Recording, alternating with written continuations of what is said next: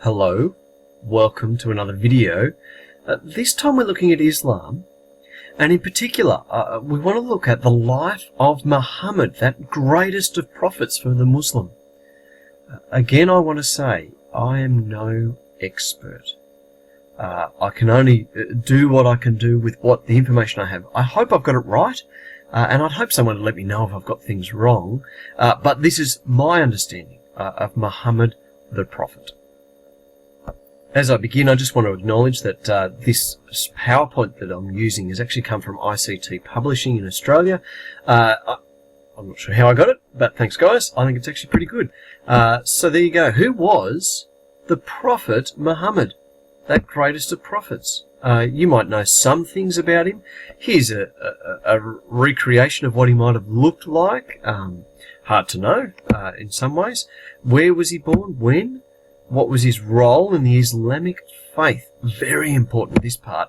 And why is he so important to Muslims? So we're going to go through all these questions. The birth of Muhammad. Where? He was born in Mecca, now in Saudi Arabia. And so there it is there. You can see Mecca in Saudi Arabia, not far from the coast of the Red Sea. And when? Well, back in the 500s AD he was born, about 570. Sorry, CE. I apologise. CE is probably a better way to put it. So born in 570 CE, very important guy in Islam. What else do we know? His parents. His father died before he was born, and his mum when he was 6. Ah, poor guy. Then he was looked after by his grandfather, but then his grandfather died 2 years later.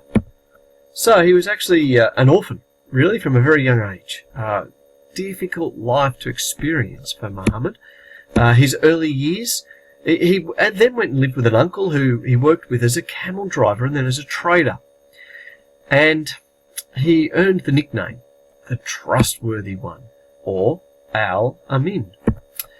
He travelled the camel caravans along that crisscrossed Arabia and even travelled as far as Syria. That's a long way. That's a long way. But soon he began working for Khadija. I hope I've pronounced that correctly, who was a rich widow. Despite being 15 years older than Muhammad, the two of them got married. So there you go, he married an older woman. He was a deeply religious man, and he spent a lot of time praying in the desert, in a place called Jabal Nur. There's sort of an image of Jabal Nur for you, just to sort of see what it looks like a little bit. During the month of Ramadan, Muhammad would go to the mountain to pray, fast, and give to the poor. These, of course, are key things for the Muslim.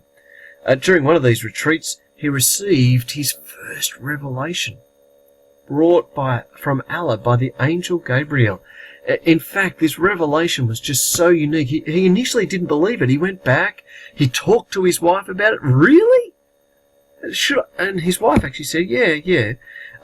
You should recite it. And write it down even. Some Muslims know that he was illiterate and actually say this is the miraculous thing that happened, that he was told to pick up and write. And he said no initially, but when told a few times, he actually said yes in response. And so he was then called Rasul, the messenger of Allah. Very important role. And this had a massive impact on him. Now, in Mecca, there were lots of people who worshipped idols and pagan gods. They didn't want to listen to the message Muhammad was trying to spread. There is only one God. Allah is his name. And so he actually went to another city, a city called Medina. Here's an image of Medina today. And in Medina, his message was welcomed.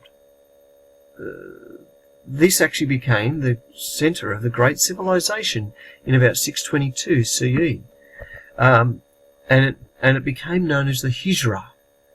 And the Islamic calendar is actually begin from this date, the beginning of the lunar year that it took place. There you go. But Mecca was his birthplace. It was important to him. He wanted to go back. And he longed to return to Mecca, the place of his birth. But he also wanted to get rid of those idols that were being worshipped there, and to establish what he considered the pure worship of Allah. He taught his followers to pray in the direction of Mecca. That's even what happens today. And so here is an image of the Kaaba in the middle of Mecca, that city. His followers then went on a battle with him and followed him. And actually, 300 of them, at a place called Badr, defeated 1,000 soldiers from Mecca. And so Muhammad, well, he's going, yeah, we're having victories. Let's get back to it. Let's get back to Mecca. And so, in March 1629, he triumphantly returned to Mecca. Now, it's reported that, in fact, when he came, they barely resisted him. They basically let him walk right up to that Kaaba and walk around it 7 times. That's, of course, part of the pilgrimage today. And so there you see that image again of the Kaaba in the middle, that big box, and all these Muslims walking around it. And he touched the sacred black stone with his staff. He was acclaimed the Prophet of Allah. The city of Mecca remains as the heart of Islam today. He died after his first wife had died, but in a later wife, his favourite wife, Aisha, in her apartment near the mosque at Medina. His tomb was built where he died. This was in 632 CE. And then he was apparently 63 years old. And by this time, Arabia, you might say it was Muslim. It was following the Muslim way of life. That's how quickly it spread. Pretty significant spread when you think back to it's only in 629 he's come in and taken over Mecca. So it's spread fantastically quickly. You could now go and do an exercise looking at Muhammad. What's important here is this image, recognised even today as the Muslim image. And so there you go. There's some words to refresh what you have hopefully learnt. Muhammad, the Prophet, Mecca, his birthplace and chief city, Al-Amin, what he was called as an honest trader, Jabal Nur, where he went to do things. You need to go back and learn that one, don't you? I do anyway. Rasul, what he was called by the angel Gabriel. Medina, the first city. The Hijra, and the Kaaba, that box in the middle of Mecca. So there you go.